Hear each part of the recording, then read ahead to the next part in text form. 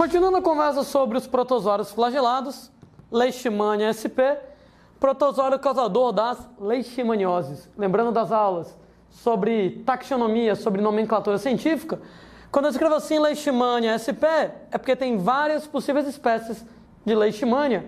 Já converso um pouquinho sobre isso. Transmissão, moçada, de leishmanioses se dá através da picada da fêmea. Eita, falei em fêmea, tu já sabe que é mosquito, né? Do mosquito, gente, chamado de mosquito palha, também chamado de birigui, nome científico dele, Phlebotomus alguma coisa. Inclusive, né, gente, às vezes você escreve isso aqui em português, ao invés de você colocar com PH, com F mesmo. Ou ainda, moçada, Lutzomia alguma coisa. Apesar, moçada, da transmissão da leishmaniose estar com mosquito, a gente tem que o cachorro está extremamente relacionado com a leishmaniose, porque ele é o principal reservatório do leishmania. Mais uma vez eu lembro que um cara que ele é reservatório quer dizer que ele tem um parasita, mas ele não transmite o parasita para você. Ele transmite o parasita para o agente transmissor passar para você. Eu sei, eu vou repetir, mas faço questão. O cão não é capaz de passar para o homem. Entretanto, ele passa o leishmania para o mosquito, e aí o mosquito passa o leishmania para o homem. Lembrando que o homem também não pode passar para o cão, mas ele pode passar o leishmania para o mosquito, e o mosquito passar o leishmania para outro cão. Ou um homem, né? Isso quer dizer que você pode passar a leishmaniose de uma pessoa para outra de modo extremamente indireto. Então não é da pessoa para outra, mas um homem passa o leishmania para o mosquito, que passa o leishmania para outro homem. Não é como se o homem estivesse agindo como reservatório mais tradicional. Então o cão. Né? Então o cão não transmite leishmaniose, mas ele transfere o leishmania para o mosquito transmitir leishmaniose. Daí, né, moçada, como é que funcionam os sintomas de leishmaniose em relação lá ao cachorro? Né? Cachorro, moçada, com leishmaniose, ele vai ter apatia, falta de ânimo, totó, não vai querer mais brincar com você, não vai querer mais conversar com você, anorexia, falta de apetite, e com isso, magreza, né? Totó vai ficar só o graveto, bem magrinho. Ele vai ter, moçada, queda de pelos. Ele vai ter, moçada, úlceras, feridas, especialmente ao redor dos olhos e nas patas. Totó vai ter, moçada, as unhas anormalmente grandes. O que é que acontece? O que acontece é que quando o cachorro ele tem a atividade normal dele, que ele anda, no que ele anda, o contato da unha com o chão, com o solo, vai desgastando as unhas, né? Então, seu cachorro na sua casa, né? De vez em quando, sei lá, você manda ele para o pet shop, né? Para poder cortar as unhas dele, ou você mesmo corta as unhas dele. Mas, moçada, na natureza, não precisa disso, né? Ele vai andando, o próprio caminhar dele, o atrito desgasta as unhas. Entretanto, como o cachorro com leishmaniose vai estar apático, desanimado, morto nas calças, ele não vai andar, então não vai haver esse desgaste, né, das unhas, não vai ter esse atrito das unhas com o solo, e as unhas vão parecer maior do que normalmente elas são. Né? Uma vez, moçada, que o cachorro ele tem a leishmaniose, bom, antigamente era proibido tratar o cachorro com leishmaniose. Né? Havia inclusive lá a disposição do Conselho Federal de Medicina Veterinária para os cães com leishmaniose serem sacrificados, né? Então, o cachorro com leishmaniose, infelizmente, ser sacrificado. Por que, Landim? Porque, apesar do cachorro não transmitir a leishmaniose diretamente, o cachorro com leishmaniose é um perigo, porque ele transfere a leishmania para o mosquito passar para as pessoas. Que quer dizer, moçada, lá, que aquele cachorro com leishmaniose, ele é uma ameaça de saúde pública. Né? E aí a galera aconselhava que você sacrificasse o cachorro para evitar que passasse para o mosquito transferir para as outras pessoas. Entretanto, alguns anos atrás mudou lá essa disposição. Hoje em dia, você pode tratar lá o seu cachorro com leishmaniose. Então, o cachorro lá está com leishmaniose, leve lá para o veterinário, né? Ele vai ver se é possível tratar. Agora sim, né? Tratamento é um tratamento relativamente caro, é um tratamento que ele é bem pesado em termos de medicação, e o cachorro sofre muito. Então, às vezes o veterinário até diz, Não sei se vale a pena você tratar o cachorro, né? Porque ele vai sofrer muito o bichinho. Infelizmente, talvez seja melhor botar o bichinho para dormir, né? Botar o bichinho para dormir, né? E ele nunca mais acordar, sacrificar lá o bichinho para ele, nesse caso, não sofrer, né? Meu pai, acho que eu só vi meu pai chorar uma vez na vida dele, né? Nem quando a mãe dele morreu ele chorou, né? Se segurando lá, machão, etc e tal. Mas quando o cachorro dele morreu de leishmaniose, né? Eu vi lá as lágrimas escorrendo, que meu pai não teve coragem, né, de enterrar o cachorro, né? Me chamou lá para poder chegar e resolver, né? Então, acontece muito aqui na região Nordeste, né? Caso de leishmaniose. Daí, se você tem cachorro, especialmente quem mora perto, por exemplo, lá de mato, se você de repente tem lá sítio, casa de praia, ou mesmo você mora numa região onde tem uma mata próxima, onde o mosquitinho aparece lá, proteja seu cachorro. Daí, a prevenção em relação ao cachorro. Ora, moçada, você tem lá aquelas coleirinhas que são repelentes. Coleira lá que trabalha com repelente para o mosquito. E, pessoazinhas, você tem a vacina para os cães. Até comentei que nenhuma doença para protozoário em humanos tem vacina. Então, para doenças de protozoários em humanos, nenhuma tem vacina. Mas para a leishmaniose canina, tem vacina. Então, vacine lá seu cachorro para a leishmaniose canina, né? Uma maneira lá de proteger o totó. Bom, cachorro então, o principal reservatório, aqui nesse caso, a gente tem pessoas, alguns tipos de leishmaniose, para poder lembrar para vocês. O Leishmania donovani, o Leishmania chagas, eles vão ser responsáveis por causar uma versão da leishmaniose, chamada de leishmaniose visceral, também conhecida com o nome de calazar, também conhecida com o nome de febre dum-dum. Não sei onde é que arranjaram um nome tão idiota, febre dum-dum, para uma doença tão séria, né? Os sintomas de leishmaniose visceral incluem, por exemplo, febre, vísceras, popularmente conhecidas com o nome de tripas, né? São os órgãos internos, né, da gente, né? Então você tem que a leishmaniose visceral afeta as tripas, afeta as vísceras, causando, por exemplo, lá hepatomegalia, causando lá esplenomegalia. Opa, falei disso na parte de Chagas, né? Mega grande, fígado grande, mega grande, baço grande. Só que tem um detalhe, né? Fígado, gente, tá bem aqui, o baço, moçada, tá bem aqui. Se o fígado cresce, o baço cresce, a barriga inteira cresce. E aí você tem, então, o abdômen, ele vai ficar dilatado, ele vai ficar grande. Com um detalhe, né? Quando sua barriga tá grande, por causa de fofura, né? Gordura lá é maciazinha, né? Gordura lá é fofinha e tal. Mas, gente, no caso lá de você ter hepato e esplenomegalia, a consistência do tecido do fígado, a consistência do tecido do baço é uma consistência bem dura, né? Então, quando você tem fígado crescido, baço crescido, o cara vai ter o barrigão, né? O abdômen grande e rígido, duro, né? Não é aquela barriga maciazinha lá, né, de gordura, uma barriga, nesse caso lá, dura, que é a consistência desses tecidos. Magreza, né, moçada? Então, o cara vai ficar bem magrinho, mas vai ficar com o buchão, né, magro, mas vai ficar lá com o barrigão. E ele vai ter, moçada, lá, possivelmente, a ocorrência de úlceras cutâneas, úlceras lá na pele, né? Leishmaniose visceral calazar, né? A mais comum aqui na região Nordeste. Mas lá na região Sudeste, né? Quem é da região Sudeste, né? O Leishmania brasiliensis, ele vai causar a versão mais comum de leishmaniose lá na região Sudeste, que é a leishmaniose tegumentar americana. Ô, gente, o nome tegumento diz respeito a quê? Gente, o termo tegumento diz respeito ao revestimento corporal. Então, onde você escutar o nome tegumento, revestimento corporal, é pele e mucosas. Então, leishmaniose tegumentar americana, ela mexe com pele, com mucosas, com revestimento. Também conhecida, moçada, com o nome de úlcera de Bauru, né? Bauru é uma cidade lá de São Paulo, né? Onde acabou havendo tantos casos lá em determinado momento, que acabou dando nome para a doença. E você vai ter, em relação à leishmaniose tegumentar americana, sintomas basicamente úlceras na pele, cutâneas e mucosas, né? Mas, gente, não afeta as vísceras. Ou seja, enquanto a leishmaniose visceral vai afetar as vísceras, né?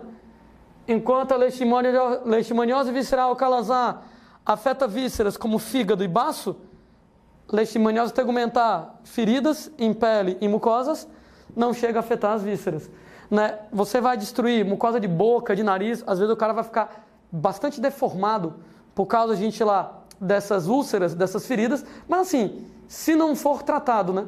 Se você, nesse caso, se tratar desde cedo, né? Você vai, espero eu, conseguir eliminar o leishmania antes que ele cause úlceras mais violentas, né? Inclusive, dica, né? Se você está com ferida na pele, né? Ou então na mucosa de boca, de nariz, e essa ferida está um determinado tempo já, 1, 2 semanas, e ela nada de cicatrizar, procure um médico, né? Pelo amor de Deus, né? Essa ferida, moçada, lá, 1, 2 semanas sem cicatrizar, infelizmente, não é uma boa expectativa, né? Pode ser, por exemplo, lá, leishmaniose, pode ser, por exemplo, câncer de pele, sei lá, algumas possibilidades, mas procure lá, né, ajuda médica para ver o que é que está se passando lá com você. Você tem, gente, o outro carinha aqui que eu queria lembrar, que é o leishmania trópica. No caso lá do leishmania trópica, ele vai causar a leishmaniose cutânea, também chamada pelo nome de botão do Oriente. Leishmaniose cutânea, moçada, botão do Oriente, né, vai causar úlceras basicamente cutâneas. Eu diria que das 3 formas que a gente descreveu para vocês de leishmaniose, essa aqui é a menos grave delas. Também, moçada, não vai afetar vísceras, né? Então, basicamente, úlceras cutâneas em forma de botão, né? Botão do Oriente, moçada, lá acabou sendo comum entre imigrantes, né, lá da região do Oriente, né? Árabe, turco, libanês lá, né, na região sudeste do Brasil, imigrantes lá no começo do século XX, acabaram trazendo a doença para o Brasil e acabou lá, se popularizando, assim, ficando comum naquela região, né, trazido lá pelos imigrantes do Oriente, acabou ganhando o nome lá de botão do Oriente, a leishmaniose cutânea. Como é que funciona a prevenção contra as leishmanioses? Ô, gente, o controle do mosquito, tá? Aí, o de sempre, quando a gente fala lá em controle do mosquito, né, telas, mosquiteiros, inseticidas, repelentes e companhia limitada. E, gente, o sacrifício de cães doentes. Sacrifício ou tratamento, né? Se você tiver aí condições de tratar o seu cachorrinho, beleza, trate. Mas, moçada, cães de rua, gente, o tratamento ele é caro, então não tem como, por exemplo, lá, né, as autoridades sanitárias, né, as autoridades públicas, né, pagarem o tratamento dos cães de rua com leishmaniose. Então, infelizmente, a recomendação é sacrificar os cães com leishmaniose, porque eu volto a dizer, além do bichinho sofrer pra caramba, o mosquitinho pode pegar o cão doente, picar, pegar o leishmania e acabar passando isso para outra pessoa, né? 3 formas de leishmaniose: leishmania donovani chagas, visceral, calazar, febre dum-dum; leishmania brasiliensis, tegumentar americana ou úlcera de Bauru; leishmania trópica, leishmaniose cutânea ou botão do Oriente. Todas elas a mesma transmissão e automaticamente a mesma maneira de você se prevenir. Ainda continuando lá o papo sobre protozoários que são flagelados, a gente, pessoas, tem um jovem chamado de Trichomonas vaginalis, que ele causa uma condição chamada de tricomoníase. Sendo pessoas que o Trichomonas vaginalis, transmissão dele é sexual, o nome é vaginalis, dá uma bela dica, né? Mas além, moçada, de transmissão sexual, você tem lá o contato da região genital com objetos contaminados. E antes que alguém pense besteira, né, em objetos contaminados na região genital, meu Deus, que objetos seriam esses que alguém vai colocar na região genital? Calma, não é isso. Estou falando, por exemplo, lá de toalhas, estou falando, por exemplo, moçada, lá de lençóis, estou falando, por exemplo, lá de roupas íntimas, né, calcinha, cueca e etc e tal, que sim, pode acabar transmitindo tricomoníase. Quais são, moçada, os sintomas? Em homens, normalmente é assintomático. Faz sentido, né? Homens não têm vagina, etc e tal, então há uma certa lógica aqui nesse caso.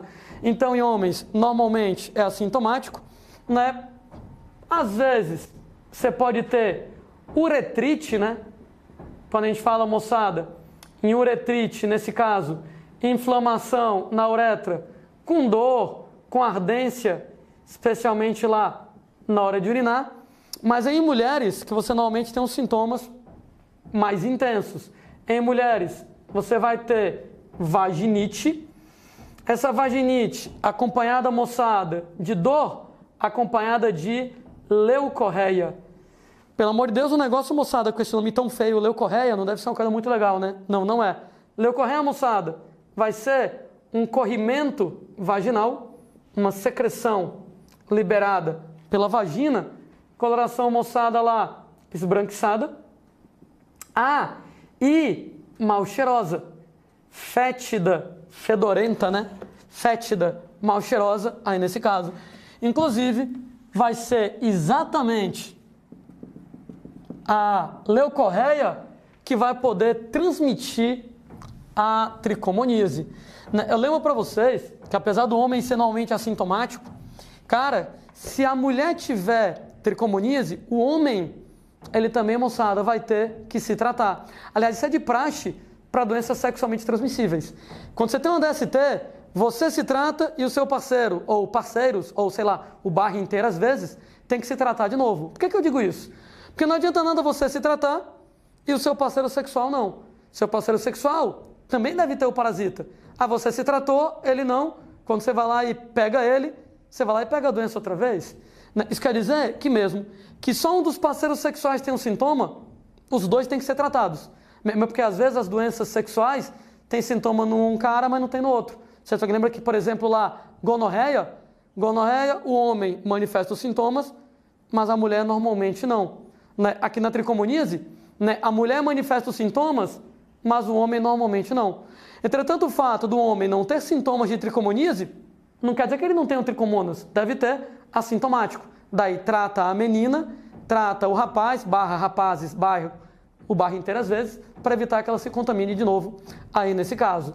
Quando a gente fala, gente, em prevenção contra a tricomoníase, se ela é sexualmente transmissível, preservativos, redução do número de parceiros. Ó, moçada, não compartilhar roupas íntimas, né? Calcinha, cueca, não sei quem é o doido que compartilha isso, mas tá tudo bem. Toalhas, lençóis, etc. Inclusive, viu, gente? Cuidado aí com os motéis da vida, né? Porque, por exemplo, lá, se o lençol da cama, de repente, lá, tiver mal higienizado, tiver o corrimento lá, alguém que utiliza aquele lençol pode acabar se contaminando com tricomoníase, né? Então, cuidado aí, vá lá no lugar mais ou menos arrumadinho, né, se for o caso, né, com a condição de higiene adequada, para, Deus me livre aí, não pegar uma doença nesse esquema. Sanitários, também, moçada, podem transmitir tricomoníase. Então, quando a menina, por exemplo, usa um determinado sanitário, morrendo de medo de pegar uma doença, com razão. E que doença seria essa que ela poderia pegar num sanitário? Tricomoníase, né? Uma primeira menina utiliza o sanitário e ela tem tricomoníase, aí vai lá, moçada, a leucorreia escorre, o corrimento vaginal escorre, fica no sanitário. Se uma segunda menina utilizar o mesmo sanitário e o corrimento, a leucorreia, entrar em contato com as partes, né, da outra menina, pode ser, moçada, que ela acabe se contaminando também, né? Daí a preocupação. Então, cuidados lá com os sanitários, higienização de sanitários, eles podem transmitir tricomoníase. O último dos protozoários flagelados que me interessam, cara, uma jovem chamada de Giardia lamblia ou Giardia intestinalis, e ela é causadora da giardíase. Rapaz, a giardia, ela tem uma aparência tão peculiar que de vez em quando, algumas questões, elas colocam lá fotografias, desenhos da giardia, que, cara, não tem como você não reconhecer a giardia, né? A giardia, ela apresenta lá 2 núcleos, né? Ela é binucleada, sendo que esses 2 núcleos são iguais, tem lá nucléolos bem evidentes, que acabam lembrando 2 olhos, né? Aí na giardia. Ela apresenta 8 flagelos, ela é octoflagelada, o que dá esse aspecto meio descabelado aí lá para a giardia, né? Até que ela é relativamente simpática, sendo pessoas lá que ela causa giardíase. E como é que funciona giardíase? Giardíase, moçada, ela é uma doença lá de transmissão oral fecal. Quando a gente fala em giardíase de transmissão oral fecal, água ou alimento contaminados por fezes de indivíduos doentes, a gente vai ter os sintomas, basicamente disenteria. Disenteria, moçada, acompanhada de cólica e diarreias muco-sanguinolentas. Ou seja, a diarreia ela é acompanhada de muco. Lembra, moçada, catarro na diarreia e sangue, né? Porque o protozoário causa úlceras, feridas na parede do intestino, sangra, e você acaba tendo esse sangramento nas fezes. Claro, nada muito bacana aqui. Prevenção, né, gente? A mesma de sempre, para doenças de transmissão oral fecal. Saneamento básico, rede de esgoto, tratamento de água, higiene pessoal, lavar bem frutas e verduras, de novo, alimentos ingeridos crus. Se fosse frito, cozido, assado, eu não me preocuparia tanto, porque o calor tende a matar o organismo. Tende a matar. Entretanto, nós vamos ter, para a maioria dos protozoários, duas formas de vida. Essas formas são chamadas de forma trofozoítica e forma cística, ou simplesmente cisto. Gente, a forma trofozoítica é a forma ativa do protozoário. É a forma que causa os sintomas. Então, o protozoário que está na forma de trofozoito é o protozoário que está ativo e que está causando os sintomas da doença. Já o protozoário que está na forma cística, na forma de cisto, ele, gente, está inativo. Ele é bastante resistente a condições adversas. Tanto é, né, moçada, que eu poderia argumentar que ele é semelhante ao esporo das bactérias. Lembra que quando a bactéria ela é submetida a condições adversas, frio, calor, ácido, etc., ela vai lá e assume uma forma chamada de esporo, que é bem mais resistente. A forma cística, ela trabalha de modo muito parecido. O protozoário está inativo, vida latente, ele, moçada, está lá com o metabolismo quase zerado, resistente a adversidades, e a forma, moçada, para transmissão. Então é a forma na qual o protozoário é transmitido. Isso aqui vai valer, não vou dizer que para todos os protozoários, mas para grande parte dos protozoários, você tem as duas formas. Forma trofozoítica ativa, causadora de sintomas, forma cística, forma inativa, e nesse caso, moçada, resistente a frio, calor, etc., exatamente para transmissão. Então, na transmissão oral fecal, né, o protozoário lá, na água, no alimento, que vai ser usado na transmissão da doença, ele vai estar na forma de cisto, na forma cística, nesse caso.